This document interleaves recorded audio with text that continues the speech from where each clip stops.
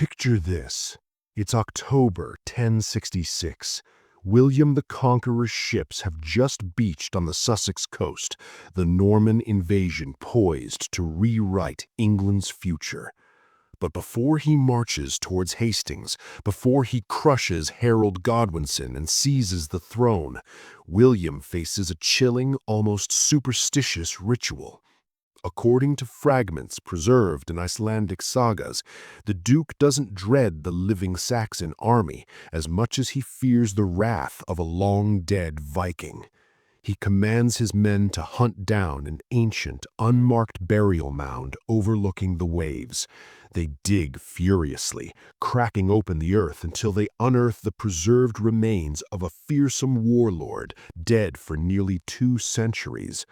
William orders the corpse hauled out, piled on a roaring pyre, and reduced to ashes. Why burn a skeleton? Legend insisted that as long as those bones lay undisturbed in English soil, no foreign conqueror could truly claim the island. Those remains belonged to a man whose name alone struck terror across generations, Ivar the Boneless. This isn't mere folklore, it's a haunting echo of the real terror one disabled Viking inflicted on England, a legacy so potent that even William the Conqueror felt compelled to exorcise it. Before we plunge into these shadowed tales of conquest, cruelty, and unbreakable will, if you're drawn to the raw, unfiltered edges of history, smash that like button and subscribe to Reinvoke History for more gripping deep dives. Drop a comment below. Tell me where you're tuning in from. It's incredible how these ancient sagas still connect us across centuries and continents through our endless fascination with the past. To grasp why a corpse could terrify a conqueror like William, we must rewind to a fateful wedding night in the early 9th century, a night meant for celebration that instead birthed a prophecy of doom. The groom was the legendary raider Ragnar Lothbrok, the bride the enigmatic seeress Aslog. According to the sagas, Aslog issued a stark warning: wait 3 sacred nights before consummating the marriage, or the child conceived would be cursed, born lacking the rigid frame of a true warrior. Ragnar, consumed by desire and hubris, ignored her. 9 months later, the curse arrived screaming into the world. The boy was named Ivar. Midwives recoiled as they examined him.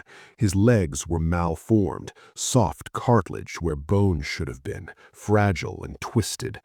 In Viking society, where strength defined survival and a warrior unable to stand was a burden, custom demanded exposure in the wild, left for the wolves as an act of grim mercy.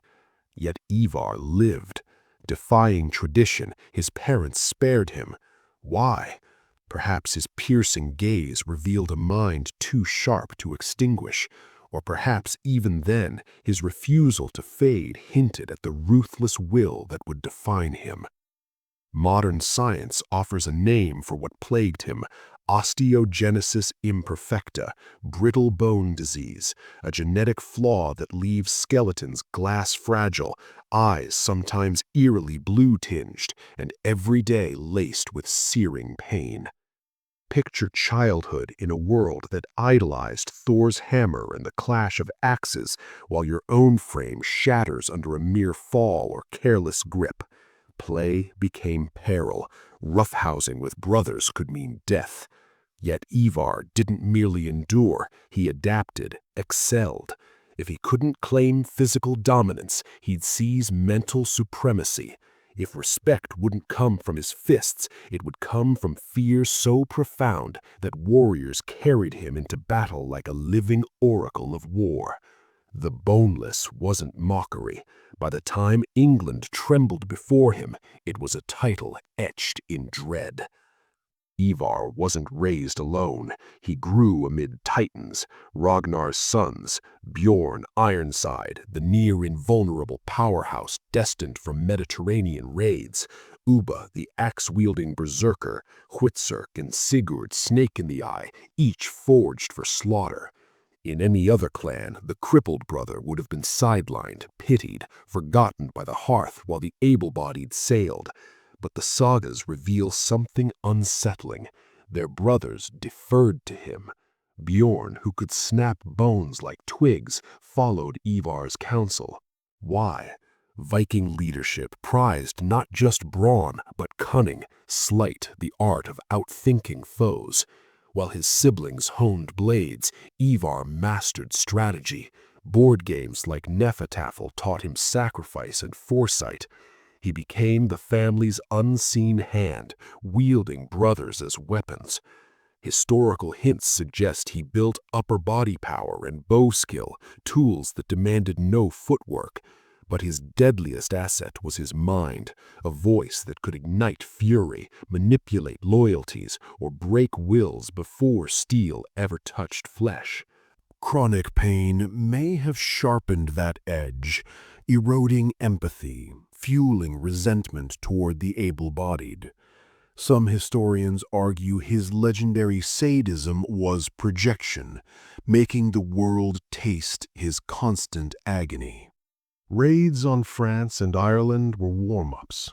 The true spark came with news of Ragnar's death, not just death, but humiliation. Captured by Northumbria's King Egil, the great raider was cast into a snake pit, his final words a prophecy, how the little piglets would grunt if they knew how the old boar suffered. Rage swept the sons. Bjorn gripped his spear until wood scarred. Others bled in fury. Ivar? He went eerily calm. While brothers clamored for hasty vengeance, Ivar saw opportunity, not a raid, but conquest. He urged patience, build an army, not a vengeance party. Messengers raced across Scandinavia, promising land, silver, glory. The great heathen army coalesced, thousands in longships, a floating storm. Ivar, directing from his stretcher or shield-borne perch, orchestrated it all. 865 A.D., Anglo-Saxon monks watched apocalypse unfold. Vikings had been seasonal pests, strike, loot, vanish. Now the storm lingered. The Anglo-Saxon chronicle shifts tone. The mickle heathen here arrives.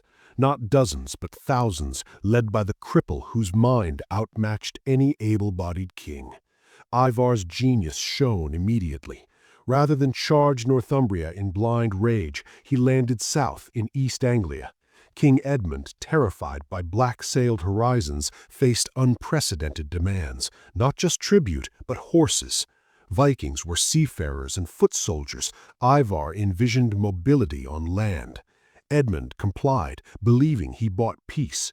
Fatal error. He armed the wolf at his door. Ivar wintered there, feeding on English grain, training men to ride, turning one kingdom against its neighbors. Spies fed intel, Northumbria torn by civil war between Egil and Osberth, perfect fracture lines. Late 866, the army rode north, thunder of hooves bypassing defenses. Target, York, Roman-walled jewel of the north. Arrival, All Saints' Day, November 1st. City distracted by feasts, guards lax. Vikings stormed in near bloodless takeover, seizing walls and treasury. Northumbrians, facing extinction, united their rival kings. They marched on York. Ivar waited. He turned Roman defenses into a kill box. Streets ran red. Osberth fell. Egil, Ragnar's killer, was captured alive. The conquest was won. Now came the ritual horror. What followed Egil is history's most debated atrocity, the Blood Eagle. Sagas claim Ivar ordered ribs hacked from spine, lungs pulled through wounds like wings, salted to prolong agony, eagle fluttering as victim gasped. Medical horror or poetic exaggeration? Scholars debate fiercely. Linguists argue mistranslation of verses meaning eagle pecked his back, a carrion metaphor. Medically, survival through such mutilation seems impossible without modern aid. Yet Vikings understood anatomy from slaughter and combat. If Ivar sought eternal terror, a quick beheading wouldn't suffice. Real or amplified rumor, the tale shattered Saxon morale. Fear spread like plague. With Northumbria broken, Ivar installed a puppet and turned south, Mercia for profit, East Anglia for payback. Edmund fought a horse's sealed alliance. Ivar returned 869, burning monasteries, slaughtering clergy. Edmund rallied. Battle was swift massacre. Captured, offered puppet status if he renounced Christ. Edmund refused. Ivar, intrigued by Christian martyrdom, turned death theatrical.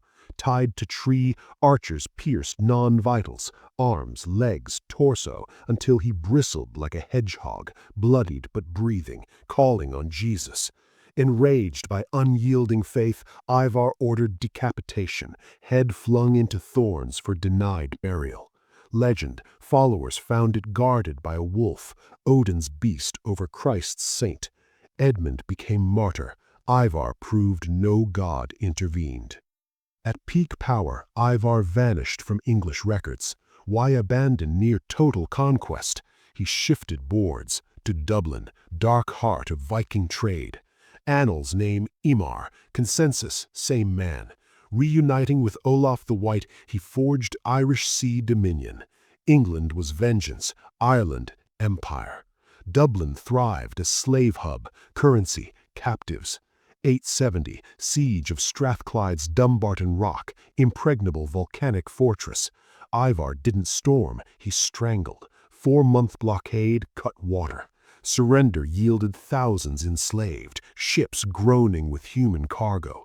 By 871, Ivar ruled Norsemen of Ireland and Britain, the wealthiest, most feared warlord west. Then biology struck. 873, Annals of Ulster note Imar ended his life from a sudden hideous disease. If osteogenesis imperfecta, deformed ribs, crushed lungs, heart failed, the unbreakable will met the unbreakable body. Where buried? Sagas claim England, mound cursing invaders. Rempton, Derbyshire, 1980s digs uncovered mass grave, 264+ Vikings, trauma-marked, arranged around central high-status burial, grave 511, tall warrior, sword, Thor's hammer, boar's tusk, fertility symbol. Wounds brutal, not boneless skeleton.